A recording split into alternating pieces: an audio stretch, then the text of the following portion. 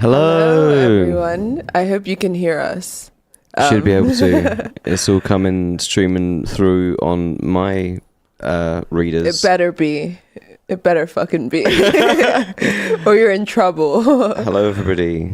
Yeah, thank you guys for coming this evening.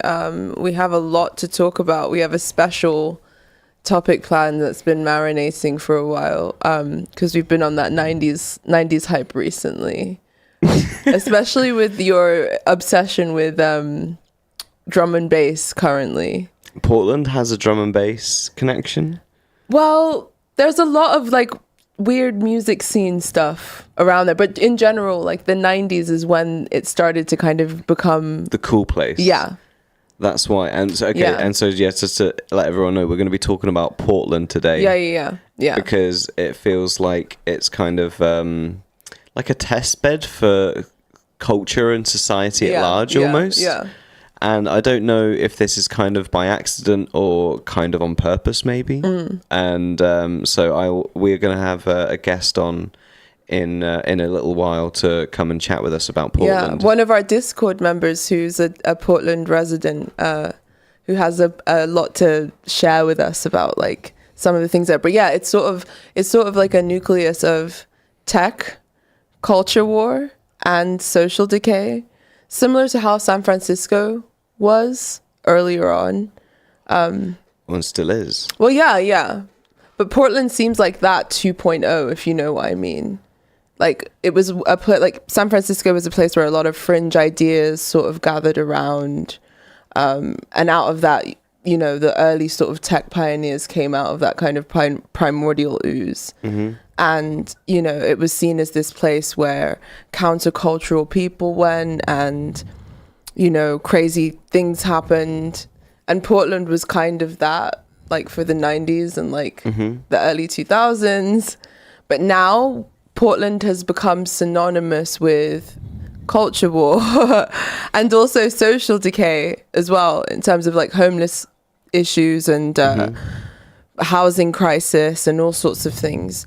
And this seems to be the way of major cities currently, or at least a lot of major cities seem to follow this pattern. Like, yeah, well, I think it's just the lack of sort of. Well, we'll get into it properly. Yeah.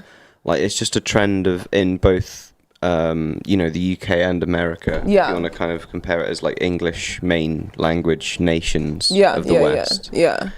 We don't invest in infrastructure. And so we had all this stuff that was built ages ago, but we haven't really spent the best amount of money updating it or like maintaining it at the very least in the ways that we could have done.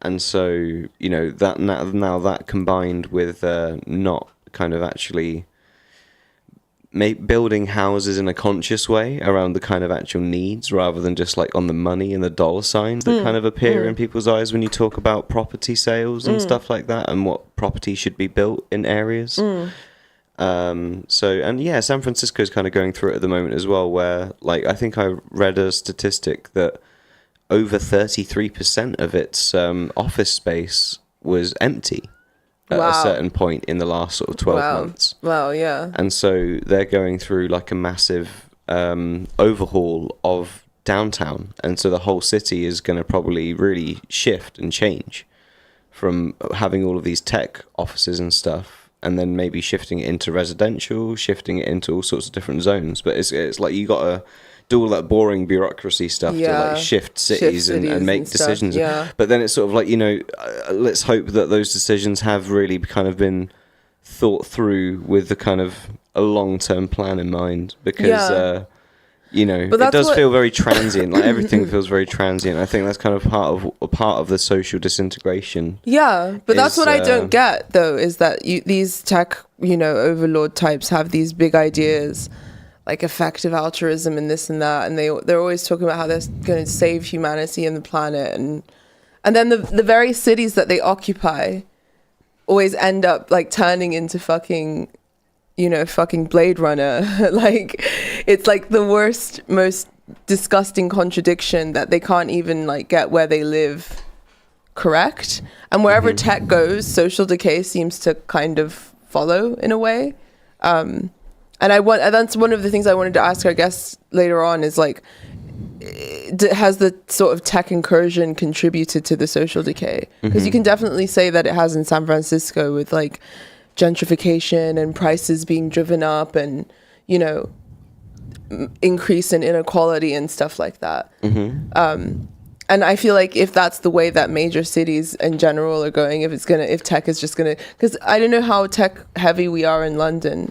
Well, I think most of the kind of causes that are common in Portland are common around the world. There's only a few Portland-specific things that I can think about which have maybe not helped in the sort of longer scheme of things. And that's even coming from someone like myself that's very kind of like pro drugs in lots of ways. But it does... That's an understatement. It does seem that the way in which they've... I don't know if it's the way in which or if this is just the outcome of if you like legalize all drugs essentially. And people just go a bit mad and they start to sort of like, you know... Wait, are drugs legal in Portland? I believe so. I believe like they legalize like most drugs, yeah. Is that really true? Yeah, like Portugal is also somewhere that's done that. Do you know what I mean? And Portugal isn't like Portland. So I don't know if Portugal it's like, was a success story though from what I've seen. Exactly. So it's sort of like, is it the specific way in which it was rolled out? Is it the kind of people that were specifically in the areas in which they kind of did the legalized drugs thing?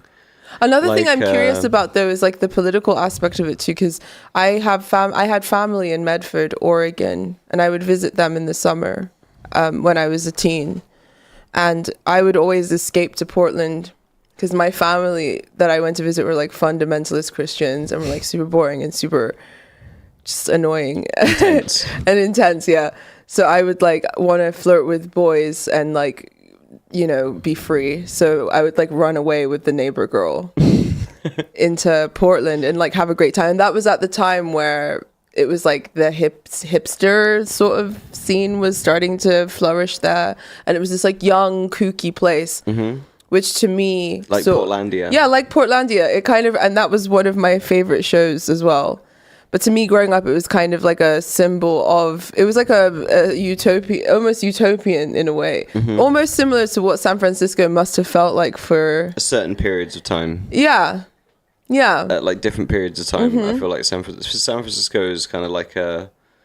It's had moments where it's been super booming and then super bust moments as well. I feel like, you know, you had the kind of like psychedelic revolution in the 60s and all of kind of cultural relevance of it from that period. And then you had kind of all of the tech stuff happen a little bit later on. But then, at the moment. You had this sort of continuation of that spirit, or at least an attempt to continue that spirit in the same way that Occupy movement attempted to sort of continue the spirit of previous kind of leftist movements of the 20th century. I feel like Portland was the 21st, or leading into the 21st century's attempt to recapture that Haight-Ashbury essence in a way. And I guess it depends on who you talk to. Maybe in some ways it did at certain points, but it really got ugly. It got so ugly now because Portland is synonymous with like doom now and like the pinnacle of American culture war and all kinds of crazy shit. But that's the reason why we brought someone on who's from there to talk to us today about exactly what's going on there in what feels like Twin Peaks. I get Portland is where I imagine when I think of Twin Peaks. You get big Twin Peaks energy, and especially because I bet it's on like built on ley lines or some shit. It has big mystical energy for sure. There's something going on. There's something going on there. There's big mystical energy in Portland for sure. So we have someone from our Discord on to chat to us, and we have a great Discord, by the way. Everyone in there is really sweet, and we have great chats. And if you want to join us, you can do so by joining our Patreon. It's a wonderful little space. But should we wait? Let's read comments first, and then we'll get our guest on. Oh, okay. I think somebody has said something to you or something. Hi, Ange and Jake. This is unrelated to tonight's show, but have you heard of A Nation Shopkeepers by Dan Evans? It's a class analysis of Britain today. He's been on The Popular Show and Novara Media. Interesting. I've not read that. That No. does sound quite heady. Yeah. And although that's fascinating, like I'm not gonna lie, a whole book on that. Am I gonna It's read a bit it? much. Am I gonna read it? It's a bit Like much. being realistic though, am I gonna read it? Probably not. Probably not. Like I read like I a lot have too of. much Jung to read at the moment. I read like a lot of Philip K. Dick. You know, I read the whole Three Body Problem saga again. Like recommend recently. us fun books, please. But I'm gonna read a whole big chunky tome on class analysis of Britain today. I feel like we live it. I feel like our life is it every day, especially in a place like London. I don't really. it's like reading like Bullshit Jobs is a great book to read, but it's like it's one that I don't want to read again because it's just like it very much demoralizing depends, after a while. No, that's a very good point actually. Like, there are some books where it's great read one time and then you just don't want to read it. The humor and the way in which it's delivered is actually so good that it kind of makes you take in those heavy things less heavy-heartedly. Yeah. And sort of with some levity. And to not take life so seriously as well, realizing what a fucking joke like most of it is as well. Yeah. And I guess that's kind of very central to the kind of theme of that book in particular. Bullshit Jobs, yeah. Which is very like comedian-esque, which is why I vibe with it so much. But it definitely even then, it's still heavy. It's still kind of heavy. It's great though. It's so funny. Like David Graeber's a fucking He's great. champ. He's wonderful. He's wonderful. R.I.P. Really I'm glad we got to interview him. That was a great one. But yeah, we digress. Is there nothing else? Okay, yeah, so let's get our guest on. Okay. Bonjour. Hello. Hi. Let us know in the chat as well if you can hear our guest. Hopefully you can hear our guest and we're not just talking to it looks like we're talking to the disembodied voice of God right now. We're all in trouble then. Oh no, oh my God. I knew it. How should we introduce you then? Portland resident. Yeah, anonymous Portland resident. I'm not somebody who really, wants to speak publicly very often. At least I do want to do like creative things, but that's why I'm anonymous. Is I just think it's something that needs to be talked about, and I don't like the way that people, especially ones who have never been to or live in Portland, talk about what's going on here. And I actually am often quite frustrated by the way that people around me in Portland talk about the problems here. Mm-hmm. And I think that the topics are all like heavily connected. Like, people are at each other's throats constantly on social media, in their daily life. There's just constant like visible signs of misery, like, people on the street dying of overdoses, campsites all the time. And yeah, I just wanted to come out and say what I know as somebody who has worked in homeless shelters. Yeah. I'm technically a social worker, but I actually didn't find that out until several months into my job. So you have like on the ground, like real hands-on experience. Hang on. It feels like you should. It feels the social worker feels like the sort of serious job that you should sort of present your qualification. Like, not to say that you shouldn't be doing what you're doing, man. But it was also like you should know that you're being a social worker. Like that should be very apparent. Like when you're applying and like going through the job, right? Like that's pretty worrying. Well, like yes and no. So the thing is, it's there's social work as like an umbrella term, and it's sort of it's a whole industry in America and probably in Britain too. Mm-hmm. But like there are like different categories of social worker, and like the job I worked, it would not resemble what you would think a social worker does. It was fair enough. Basically keeping a place that people live running. It's Mm-hmm. much more like kind of being a front desk person at a clinic mixed with being a butler. And then also helping people connect to the social services that are available. the thing is, like, in terms of, like, if you're picturing, like, you walk into an office and you speak to somebody about what programs you can sign up to, that's not the sort of social worker I was, and that's why I joke that I didn't know it. Right. Okay. For several months. Yeah. Okay. That makes more sense. Yeah. Wasn't just like, oh, I got roped into this. I didn't even realize. We thought maybe there was like a crazy story behind it that involved drugs or something. It's not always. I mean, I actually get into working in this field because of my own experience going through transitional housing in Portland. And so I went through a separate kind of it's not considered a social service. It's just like sober housing. You know, a lot of them, there are private options. A lot of them, unfortunately, are like religiously affiliated, and it gets pretty weird because it's Portland. Wow. Yeah. Does it get culty?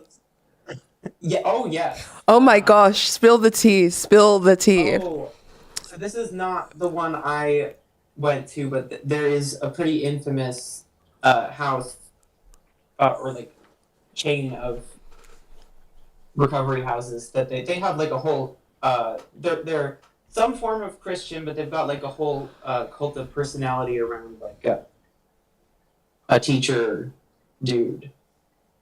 Wow. And yeah, so it's that was how I got into it. Was I sort of lived in a place like that, and then well, not like a place like that, a much more reasonable place, but a sober house is a place where you you know, you live there, you pay rent, but you're required to go to a certain number of meetings, and they check in with you to try to help you get off the street and get sober. But as far as like publicly available options, I mean, like, I think a lot of people have a really delusional idea of how housing works in America. So many people use these two phrases, get on Section 8 or call 211, without knowing what those mean. Is that like Portland, housing services or something? Yeah, so Section 8 is it's like the public housing program in the United States, and Like council housing for us, I'm guessing. I think it would be the closest to that. But basically, like in Portland specifically, Portland is spread out over several counties, I believe, and we have a certain number of spots open up for vouchers that buildings with wait lists take. And to get a voucher, you need to apply on the days that it's open, which we're now down to like, I think, 2 times that it's open for 3 days a year. Now, where it gets crazy is that they have fewer spots on the wait list than they get in applications, so only like half or possibly even a quarter of people even make it through a completely random selection process to even get on a wait list for a voucher. So, that is like the reality of like public services in Portland. Now, I've been here for a decade,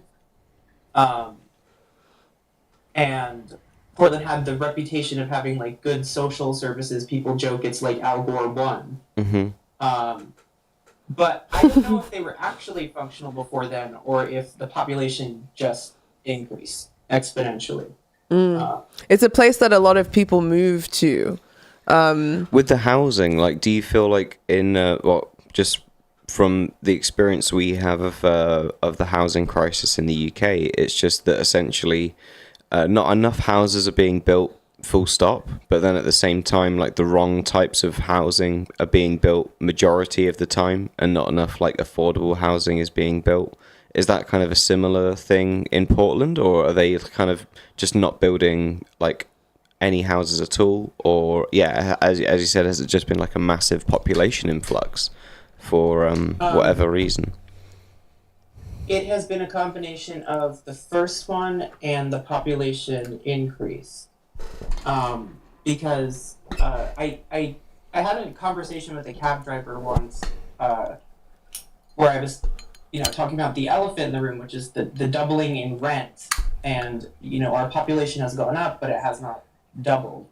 And the cab driver was sort of surprised because I like gestured towards this new like housing development area, which are more look like luxury apartments. Mm-hmm.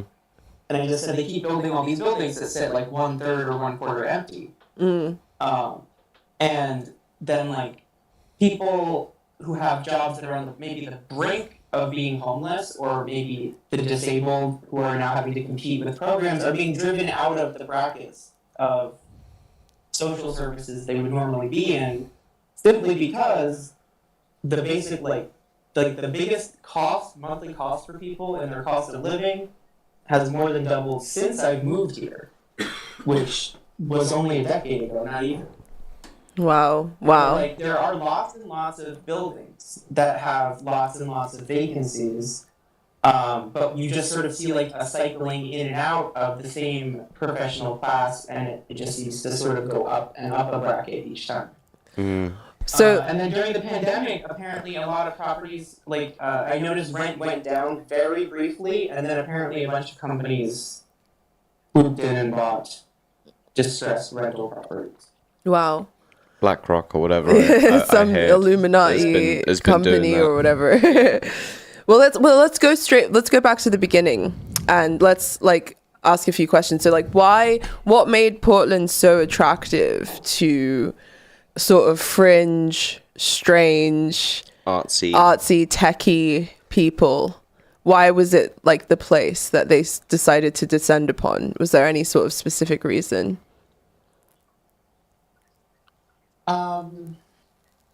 I'm not really sure, because I didn't really choose to move to Portland. It was just sort of a natural development in the way my life went, because I have family over here. So by the time you got there, it was already sort of like that. Yeah, because I was going to say that what you said earlier is like, growing up far away from Portland, my connection to it was the people I knew there, but also the show Portlandia. And I do think it's kind of that vibe, because I mean, that was my imagining of it, and for a while when I lived here, that is sort of what it felt like, was like the more like real life darker version of that. Paint us a picture. Tell us about some of the local schmoes and characters that you saw kicking around. Well, I'd say that there's like do an episode of Portlandia for us, basically, is what I'm asking you to do right now. Trying to think, because it's like when you live in Portland, there's so many straight. Okay, I've got one. Not far from where I am right now, I was taking a late night walk, and I saw this guy at a bus stop across the street. It was way too late for him to be out there to get a bus. He picked up the lid of the garbage can and holds it like a shield, like he's a medieval knight. And he like picks up a tree branch and he just like starts marching across the street. And he turns over to me, and he turns towards me, and he like looked at me and he just said, "Are you of noble blood?" And I was just like, "What?" Amazing. And this is actually something I think everyone. We should move there. Yeah, but I think everyone who works in social services should be able to like play into somebody's delusion or paranoia to a certain bit. That's like my like hipster opinion, because I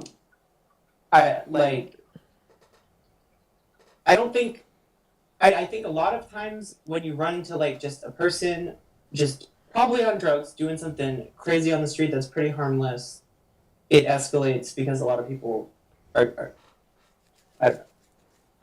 make a big deal out. Make a big deal out of it. Big deal out of it. Yeah. But I'd say also like another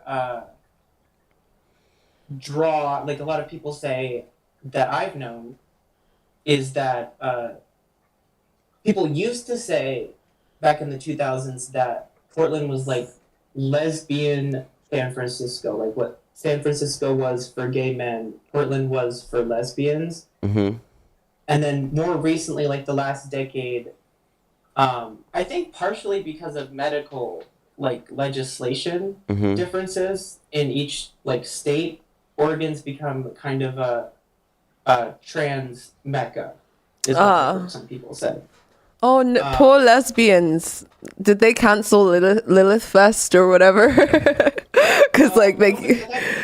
I don't know anything about Lilith Fest, but that did remind me of a funny joke. Is a lot of people in the LGBT team, they joke that whenever somebody takes like a chosen name in Portland, it's 9 times out of 10 it's Lilith.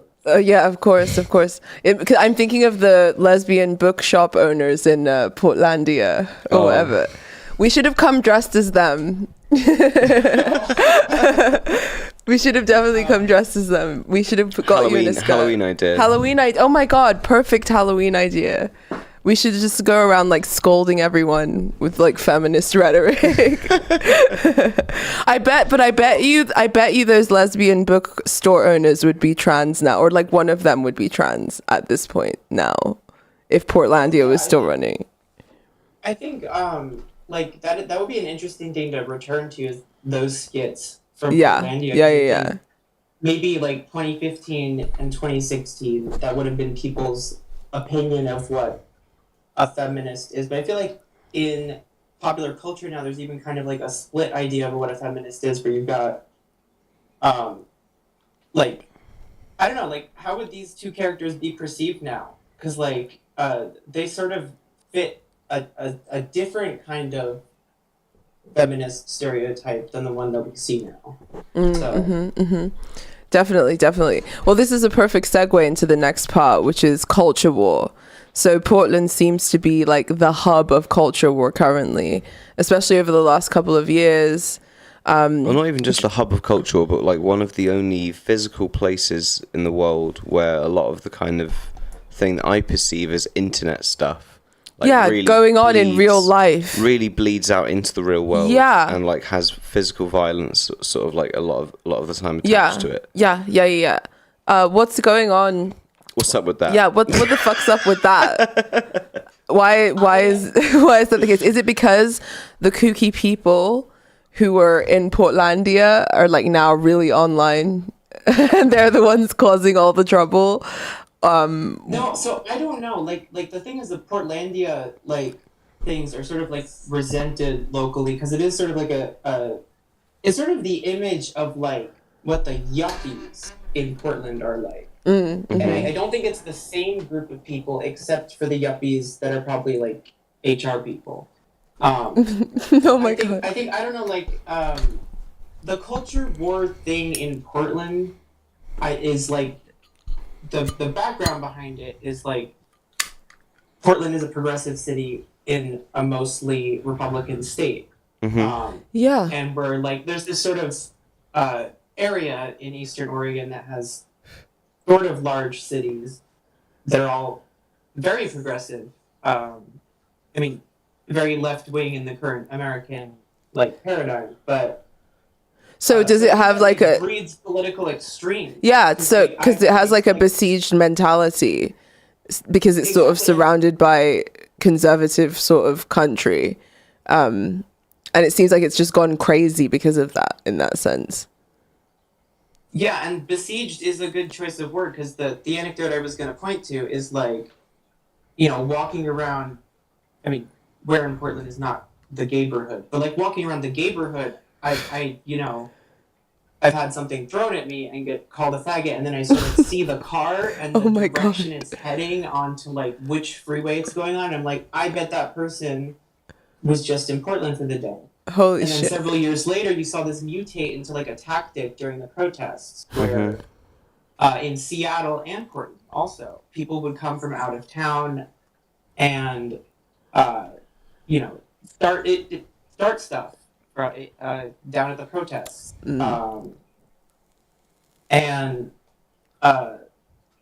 But then even like all the protests though, like don't you feel like it's like, is it the same sort of thing that like we have like a lot of you know black youths and stuff sort of like appealing to people on the streets to sort of like get money to reopen community centres, because that's kind of what they attribute to like knife crime, and like a lot of the kind of really extreme sort of politically led violence, I would say, is a similar kind of brainworm as to what you would get involved with like a gang or something, right? So like, is that because that like people don't have anything to do, like sports are lame, and like the video games aren't popular in Portland, or you know, they got like, nothing to do. Like what? Yeah, like what is like I mean, I think half of it happens in the video game chat. I mean, exactly. and most of it is not things like knife crime or anything. Like, I mean, that stuff actually does happen. There's actually I mean, during the protests, but even before then. But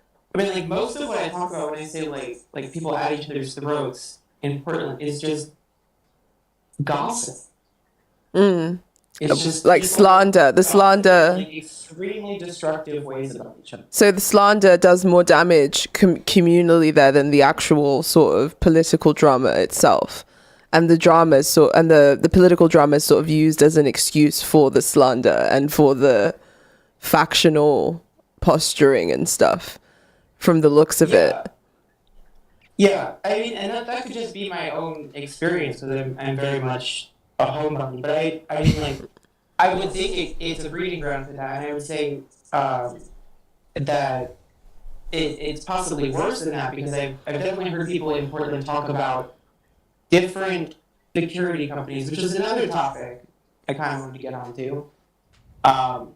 Because I think pretty much worldwide we're seeing a rise in like private security, or at least in America, just private security companies coming in and doing jobs that police used to do, and doing more of it, which scares me with the tech angle. But that, like, people talk about security companies in Portland and their political flavor, like they're choosing like what influencer to follow. It's very bizarre. Like a private military that's gonna like just protect the Republicans, or just protect the like Democrats or the progressives. Well, it seems as if the sort of very like lefty population there has been able to really strongly influence policy in Portland and sort of decision making in a way that other parts of Oregon. I've just remembered a question. Sorry, I've just remembered a breaking question. Go on then. What happened to Chaz? I don't know, because it was up in Seattle. I think that's not. I'm getting the wrong city. Wrong city confused. I feel silly. It's easy though with all the crazy shit that goes on in America. So that is still in Oregon though, is that right? Is that no? Seattle's not somewhere else. You're on the right like side of the country, but wrong state. I'm getting my geography all mixed up. It's only 2 hours away. Yeah. But so maybe it is like a ley lines thing. You were saying it's like a ley lines thing. It's Oregon, like a mystical thing where it's mystical... like it kind of is like driving like a lot of kind of maybe kind of extremist kind of like thinking and stuff, and that's kind of why you would get like. Isn't there a giant Bastet statue in Portland, in Oregon, somewhere? Like, it's in the woods outside Portland. That's amazing. It's not Bastet. Who is it? I think it's Sekhmet. Oh, it's Sekhmet. Cat goddess. Some kind of cat goddess. That's amazing. What is the story behind it? Like, is there some kind of Illuminati, like, fucking mansion? Like, what's going on there? I don't know the story. The story has always been the same, which is just that it shows up on, like, listicles on the internet, like these 15 bizarre places. Amazing. And the only thing that's ever written about it is, like, oh, yeah, this is a private residence, but it claims to be a religious organization called the Oculus Anubis. Ooh.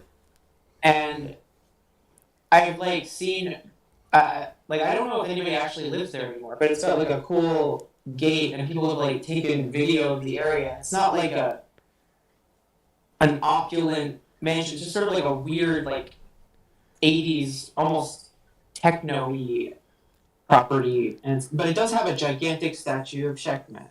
stuff. That sounds dope. That sounds fucking dope, dude. That would be on my Zoopla saved list. Fuck yeah. But I feel like it's like a combination of like all the kind of toxic forces of modern capitalism in the sort of, you know, property cycle of things, as we were kind of discussing a little bit. But there is like this kind of esoteric or psychic dimension of it, I think, as well. In what way? Of like, as you said, like Seattle is like not close, and that's where like loads of other crazy shit's going on. And, like, when you see all the like videos that kind of get propped up of like crazy protests and stuff in America, it feels like Portland is pretty frequented, extra crazy on that list. Like the only other kind of place I see protests pop off like that is like in Paris. Yeah. That's true. And so, in terms of just sheer animation, and Paris's kind of political violence, like that has a very long history. Yeah, you could, you know, that's a whole podcast in itself. Yeah. And so, like, what I'm trying to get at is kind of like where that really comes from. Is it where does that rage come from? Has it always been a place of like of kind of political violence, or not violence, but like, do you know what I mean? Kind of like, I don't know, it's or activity in that same kind of way, that Paris is kind of like known for its kind of like extra vim for fucking democracy and like whatever. Extra vim for democracy. Yeah, wow. That's how I describe it. They got extra vim for democracy. Well, like even then, Portland has always had this granola reputation. In my mind, anyway, I don't think that it's it's soft reputation. Like, yeah, like, you know, it's a granola both soft town. And violent. Like, what's going on? Where does this come from? I do have a theory about this, and it's very uncharitable. Go for it. Go for it. So, first of all, thank you for calling us the Paris that we have at home. But the main thing is, like, I actually don't think it's like Paris. Because I actually am not super familiar with Portland's history, but with France and with Paris specifically, you've got like at least 200 years of the legacy. 200 years of being horny for democracy, basically. They're incredibly serious about it.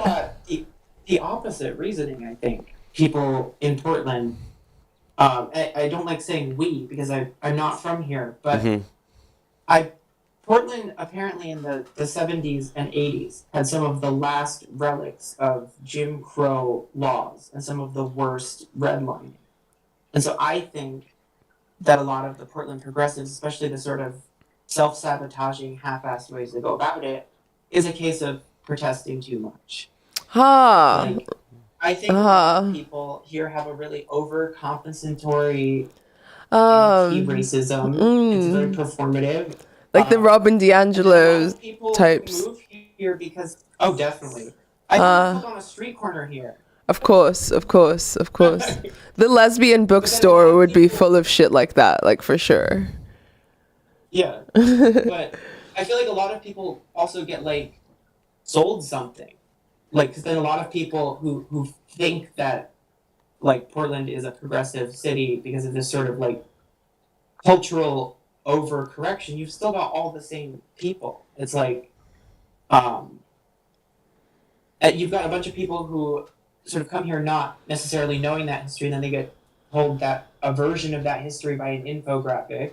And it just becomes another reason for people who live like 3 houses from each other to hate each other on social media. Yeah. So it's quite fresh. Like violence, most of the violence in Portland is like just petty crime. Yeah, there's been a lot of like sort of news reports coming out of people being like, "Oh, I was robbed in Portland. Oh, this sweet little couple went on their honeymoon, and then they got fucking their car got broken into." And so I made a comment before as well of like if you know, if all of this bad rap is actually kind of just a happenstance, an accident of all of these horrible culmination of bad affects on a what was once a nice city, or if it's like, you know, they take these little things and blow them way out of proportion and kind of make like a story out of Portland. Maybe it could be Portland. Go on. Sorry, go on. Oh, I mean, definitely. Like I think some of what it is an illusion. Is that different people like as the economic like crisis starts to affect a broader and broader group of people, more and more people are waking up to a Portland that an increasing number of Portlanders have known about for like a decade. So like being here broke 6 years ago, you would maybe be saying like, "Oh, the nice Portland that I knew when I was a kid is gone," and maybe you get mugged because you're in a bad situation. But then like now it's branched. It's gone up to the level where people who aren't used to getting mugged get mugged. Oh wow. So like I think it's sort of that sort of thing, because like another thing in Portland is one of the starkest differences I've noticed since moving here is that there is now much more of a geographic like divide in the city than there used to be. Like a good part of Like- town and a bad part of town kind of thing. Yeah. So, San like, Francisco the west seems side- very much like that as well, doesn't it? Yeah. Yeah. But so like in Portland, there's the west side, which has a lot of corporate headquarters. It has the downtown area, has some of the nicer suburbs. And then there is the east side, which is the part of Portland I've always known, and it's always been sort of like the down to earth, like regular people Portland. And it's sort of like the more working class area, and then that extends all the way up to North Portland, which, if you look on a map, it looks like it's on the west side, but they do the west-east thing by the river, so it's considered north. Right.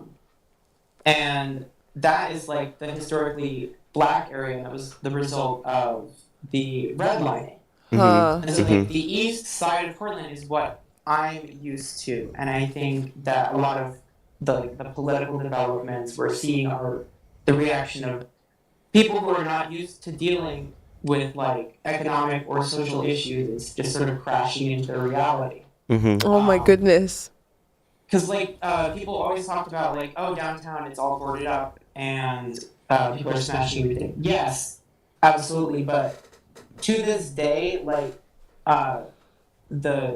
the way that police are spread out, the calls that police will and won't respond to, and then other organizations, whether they're social workers or now private contractors that are hired by the county to go and deal with people on the street in wealthier neighborhoods, like it's a complete different world. Like you'll go to areas of East Portland, especially Southeast Portland, especially areas that are not close to high-end stores, and you'll just see people camping. You'll see trailers all over the place. And this is sort of the meat of the issue, is people see the symptom of a much larger problem, and they direct all the effort towards the person that they see, who's the person on the street. That's crazy. That's crazy. We'll move into the social decay stuff in a second, but I want to move into tech quickly before we get into that, and sort of the role that tech has played, because obviously Portland has been a hub of tech innovation, and obviously it's a place that a lot of tech people move to other than Silicon Valley. Would you like to talk to us a little bit about the role that tech has played in Portland? I don't really know much about the tech world, except, I mean, in Portland specifically, except that we have quite a bit of manufacturing for like computers, microchips. And those have been here for a while, but then we also have corporate headquarters for I think Microsoft, and then like the bulk of it though is like a bunch of like small startups with less than 200 employees. And people are trying to make the term Silicon Forest a thing. Cute. That sounds adorable. That sounds like something out of a Pixar movie. Silicon Forest. That's the idea. Oh my Their god. competitor is actually based up here. Mm-hmm. What is that company called? They made Coraline. Oh, DreamWorks, like It wasn't. It's not Pixar. DreamWorks. It's not DreamWorks that made Coraline. I forget the name of the company, but I think I know who you're talking about. Yeah, they're based here. Oh, cool. But yeah, as far as like tech goes, I mean, there are this proposal. I'm not sure if it actually went through or not because I really try to stay out of the loop on these things. But there's this technology that was being floated as like an idea. I do think it's installed in some places where a microphone will listen to detect sounds it thinks are gunshots to speed up the police response to violent situations. Wow. Which is pretty crazy. That's pretty cool, but that also could be a lot of wiggle room there for like something that's just listening to everything all the time, but then just like happens to get triggered when the gunshots go off. So there's a lot of data there that could just be harvested with all sorts of like dodgy stuff. But that does sound like at least a good thing that they're trying to do to increase police response time. Have they kind of pissed off the police a lot, like in Portland? I feel like it was one of the defund the police. It was one of the spots that was like really heavily defund the police, wasn't it? I feel like. If I'm not remembering that wrong as well. Definitely, that was the rhetoric during the protest. But about the devices, I don't see a positive thing like a positive side of it at all. No. No, because like I can't imagine a situation where like to me it's just like it's an excuse to find like ways to implement technologies that it like exists and like. The danger of people using the data that way. I mean, the machine is a data collection machine that you put outside that everyone has to walk by. Yeah. I don't know. Like, I also think like again, I'm just not like refreshed on this subject, but I believe that there were some issues with like it didn't work was another issue. Is that it was sending out like false warnings, and that also might have had a negative impact on the outcome of the responses. But yeah, as far as like the protests and defund the police things, that is a subject where like I don't even know what I can contribute on that. I in my own life, what I've definitely noticed in the last 2 years since the protests is that police are very open to like what because I had to interact with the police a lot in this job, and they're very openly washing their hands of responsibility, and I actually think it's pretty shocking how a lot of people are willing to go along with it, like. A lot of police officers will show up to a situation after several hours, and I imagine maybe they are dealing with a lot of situations, but it's almost become like a script and almost like a joke at this point. That like the police show up 4 hours after something happens, and they say, "Okay, what happened? Do you want me to take a report? Okay, see you later." And like this is down to like incidents where people will catch somebody doing something on camera. And there's no response. And just sort of like the fact that like every police officer seems to say the same thing tells me that they clearly want a higher budget. As far as like what actually got funded and defunded, I'm just now remembering that they actually have gotten their staff was reduced because a lot of people quit, but everyone there has gotten a raise and a bonus. And like pretty large ones too. So I think there's a lot of games being played by both sides of that debate. Schism.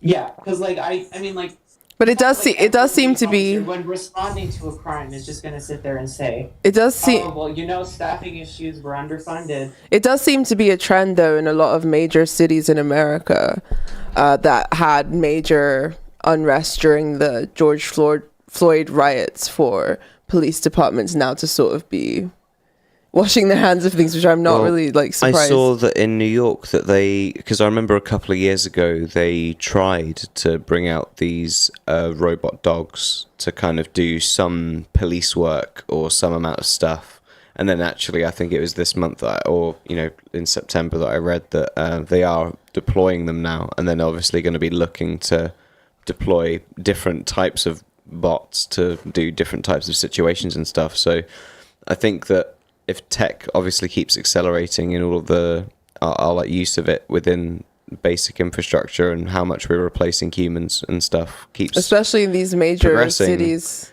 I can definitely see all of the police just disappearing and they'll just become robots, and then it could be a lot less. It could be a lot harder to we'll be in Judge Dredd future. Argue with a robot, definitely, but maybe it's easier to run away from them. That's kind of. You can get the EMP thing from the Matrix. Yeah, exactly. It could be some sort of precognition type device trying to you have actually been sensed that you're going to commit a crime tomorrow. I think it would definitely. We're going to arrest you today. The IRL version of that is it's got a YouTube channel. At the federal level, at least, it's called IARPA, and they're sort of working with the basis created with Project Stargate, and then also software engineers to try to create predictive algorithms and see when events occur, crimes, whether you're preventing them or not. But that's more of the intelligence side of it. But I mean, if you want to see a more down to earth version, there's I think Camden, New Jersey. Before the protests, I believe, they had a similar situation, and they quote unquote defunded their police department, but really they just made it invisible. They just made it into a network, a surveillance network, sort of smart city that would try to predict when people would do crime and send passive aggressive social workers to talk them down or something. Well, that's sort of the trend with a lot of these sort of quote-unquote lefty policy pushes. They're always sort of covers for technocratic, neoliberal, incursion, basically. Mm-hmm. And it sounds like that's what happened in Portland. And that's sort of what's led to a lot of the social decay that's going on there currently. And it's even stuff like petty crime. I think it's that's got a commonality with somewhere like San Francisco as well, where I heard someone, a friend of mine, say that if a robbery takes place that's less than $1,000, essentially, that police won't kind of be involved or kind of look into it or kind of take it seriously. But then obviously your lunch is going to be a lot cheaper than $1,000. So your basic necessities from day to day just living are going to be a lot less than $1,000, especially at a time. So kind of just petty larceny and people just kind of just running in and grabbing shit and just doing whatever the fuck they want is kind of just the norm for certain communities and stuff now, which is kind of just lawlessness in a sense. So it's not a pattern that really fulfills itself into becoming a functioning city or society. Yeah, or one where people trust each other either. And I wouldn't trust the robots either. I wouldn't trust the robots. I wouldn't either. I would feel really uncomfortable if I was getting bossed around by robots. By the dog ones, they're terrifying. They have ones that look a little more docile and kind of less intimidating, but the ones that look the really heavy kind of really creepy. There's a little dog, and it's just sort of like you're walking past, and then you're like sniffs and like, stop! You have drugs on you. Reveal what drugs you have on you. Empty your pockets, and you're just like, no. And then it like all of these weird little fucking arms spawn out of its back, yeah. and like fucking search through all of your stuff. You get like frisk molested by a robot. That would suck. By a cyborg cop. And if the thing is, if they were like precognitive, they would know when you're going to buy drugs. Yeah, I was sent here because I knew you would be smoking a joint on this corner of this street today, and that is illegal. But yeah, Alexa told them. Alexa told them. Oh my god. Alexa, what a bitch. She ratted us out. But yeah, I don't know. I feel like that's kind of where it's kind of headed towards in a way. Like everything that's been going on in Portland feels like a giant psyop to kind of justify more technocratic control over these basic functions. And I feel like things in a lot of these major cities are going to be allowed to get to a crisis point so that all the weird fucking government programs can step in. Experimental things. Yeah, and experimental like, technologies, all this stuff. And you posted something in the Discord a while back where this weird organization had come into Portland to... Like the White Lotus Society is help. sponsoring... Do you want to tell us a little bit about that? Because that was really scary and weird. Oh, God. Well, so before, I want to make it scarier by responding to what you said, is what I think is scary about the culture war thing in relation to what you said, is that everybody in our generation, because we're all around 30, not yet, fucking hell. Sort of like, You're trying to push me onto the Logan's Run. Years old. You're trying to push me onto the Logan's Run carousel before I'm ready to fucking go, mate. Carousel. No, not yet. We're Shush. sort of like conditioned in our age group to be aware that people are talking about each other and that people like we're used to canceling each other. We're used to social media. We're bitches. Out chasing. Yes. So, like along with like increasingly totalitarian government surveillance, I don't see the people I've been watching shoot themselves in the feet for 7 years, like shaping up and not just narking on each other for every. Oh yeah. Pop. Oh yeah, big time. But as far as this creepy, you said White Lotus Society. I think it's more like the Red Lotus. Read their website, like, they've got Zahir vibes.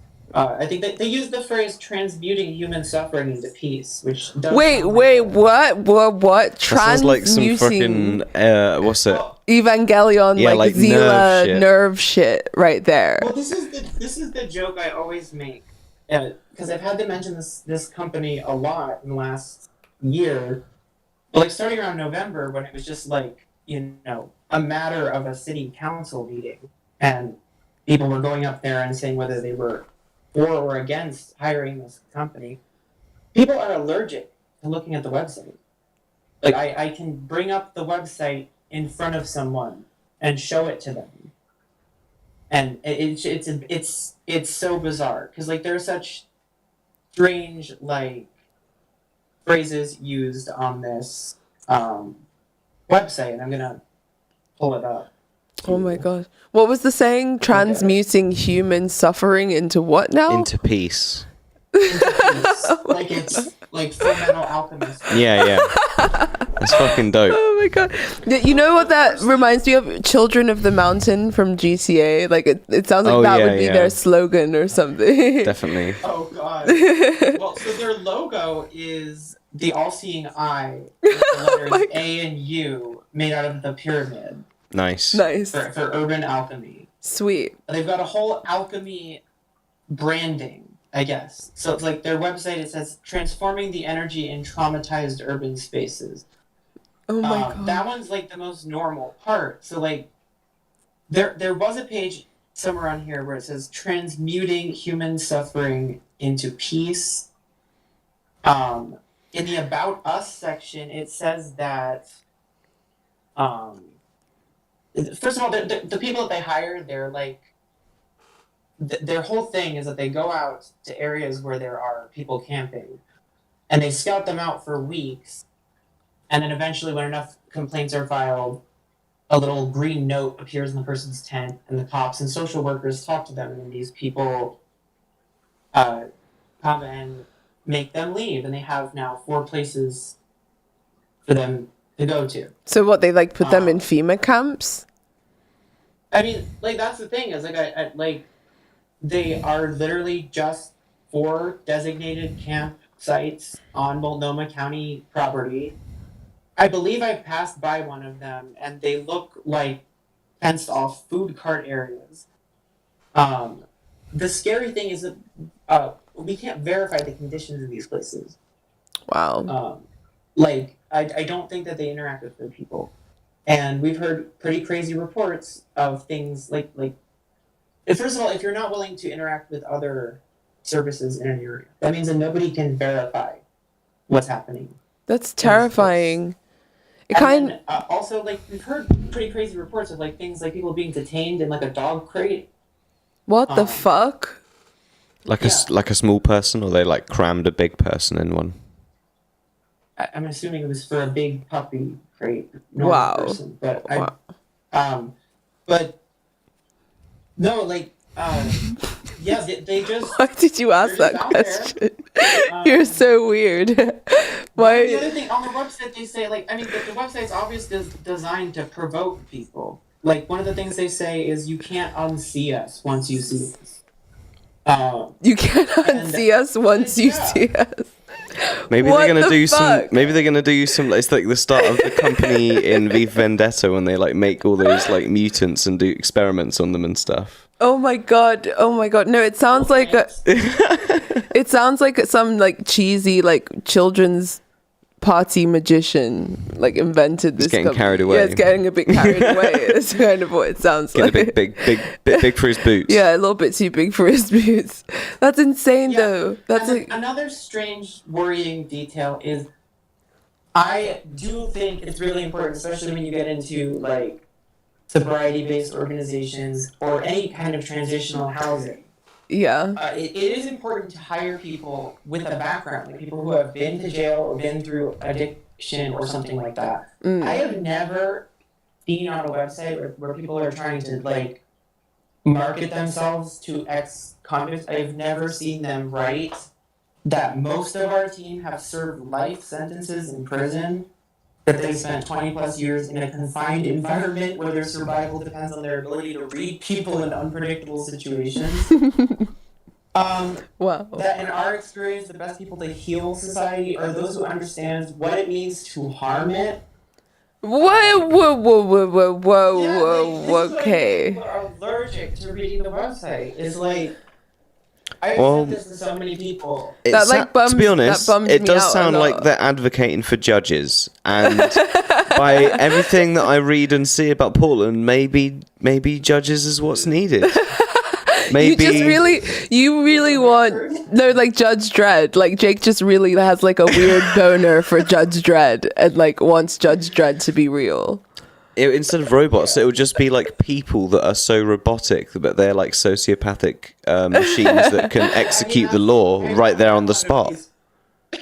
You're silly. I think we're getting a lot of people like that, and we're getting them in surprising political diversity. Wow. Yeah, I'm trying to think of what page. There's another very worrying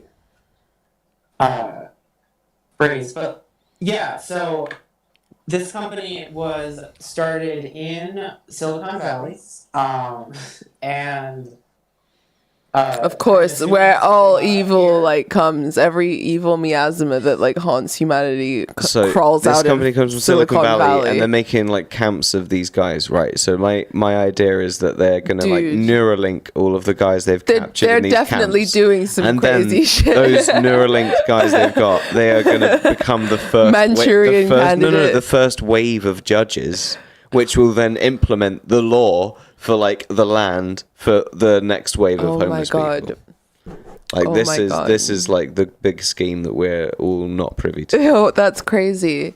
You know what that also reminds me of? You know how in Dubai, It's illegal to be homeless. well, they have slaves because like it's obviously trying to be this like mega technologically savvy, futuristic mega city or whatever, but the labor is often, people who have been trafficked there and who have had their passports confiscated and who are working for sometimes no wages in horrible conditions.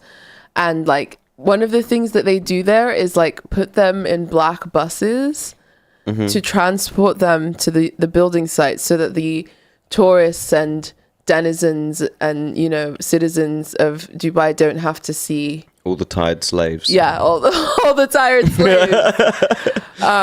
So I mean, America, ICE has sort of created that situation in a few American cities, like Chicago, but it's all related to like Amazon stuff. Or like Amazon employing people. Buses set up for moving just employees, warehouses. And I mean, like, if you're an employee there, it probably doesn't seem weird. You want to carpool, it's nice, it's a large factory, you all get to go there at the same time. But what it results in when you have a company like Amazon, highly affiliated with ICE, is they control the transportation of undocumented workers who they have complete economic control over. And your story about Dubai also reminded me of something on the topic of Portland. I've definitely seen this before I moved to Portland.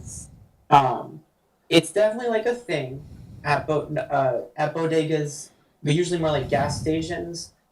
Is like usually late at night, you'll have that one graveyard person who just pays the local homeless person to do the parts of their job they don't want to do. It'll be like 50 cents. I've always noticed that since I've been in Portland. It's like increased every single year. It's just super ubiquitous that like every like convenience store, like maybe 1 out of 4 of them on the night shift, there'll be like some guy who doesn't work there taking out the trash for like 50 cents or like a dollar. Which I always thought that was funny. And I mean that's funny, haha, but well, super illegal. The idea, like on the absolute bottom rung, that somebody would be like, I could profit off this. I don't like.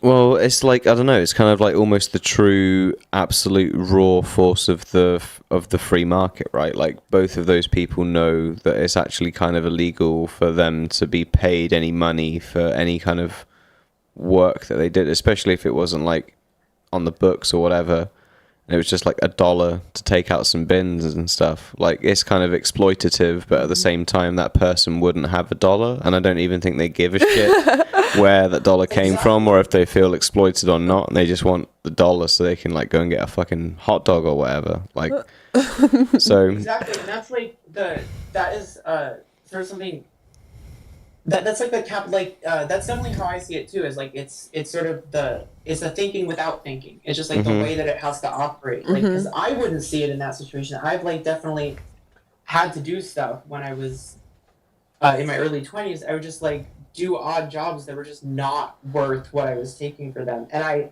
would be so pissed if somebody tried to talk down to me about minimum wage and how important it is. But at the same time, it like the vibe was totally different in these situations. Because like you walk into a Shell station at like 12:30 a.m. and you see somebody like cleaning the muck and getting treated like shit by somebody who I could presumably treat like shit because I'm the customer. It felt very Decay, you know? Yeah. Dickensian. Well, we're in England. We're in London. We're in the heart of the Dickensian hell. So indeed. Yeah. But thank you for coming on. This has been a really great little episode and fun conversation. Fun to talk about. Yeah. Portland Thank you. And yeah. Stuff. It was really super fascinating to learn about like the weird nucleus of culture war and all of the crazy shit that's going on there right now. And yeah, just before you go quickly, what are your predictions for the future of Portland? Where do you think all this is headed? Do you think it's going to end in a big apocalyptic war at the end of time? Where is it going? Everything would have to end there. Of course. In Portland, I don't know. I think with with people at each other's throats over what basically amounts to gossip, and then meanwhile the economic trend is stagnant wages, service economy, double the rent, double the evictions, and now the government can tell you to stay home, but it's complicated for them to freeze rent. I think either things will go to shit, and then we'll get some sort of social programs that get rolled in to try to address it, or like more of both the of those will happen, and then it'll just continue to go to shit anyway. and it just won't work out. More of the crazy Illuminati and it'll be just shit going it'll on. just be another Detroit. Pretty much another Detroit. That's insane. What was the name of the crazy FEMA company thing that's coming again? Well, I don't know if they have any affiliation with FEMA. No, I know. I'm just being colloquial. It's called Urban Alchemy. Urban Alchemy. Okay. We'll check it out. Yeah, that sounds like a whole episode. We'll get some investigators on the case. Yeah, definitely. Okay. Well, thank you so much for coming. All right, it was nice coming on the pod. Amazing. Thank you. Nice one. Bye-bye. Thanks, mate. Bye. Bye. Great. That was awesome. And thank you to all of you who thank you have guys so much. watched this episode and stuck with us. It's a bit of a different one, but we thought it was quite fun, actually. Yeah, I want to do more cities eventually and like sort of dig into the lore of like different different cities and stuff. We can. We shouldn't do an American. We should do a European city next time. Well, maybe as we mentioned, we should do Paris. as we mentioned. We should do a Paris episode. That would be amazing. That'd be cool. Yeah, definitely. Cool. Well, catch you guys next week with another episode. Thanks, everyone.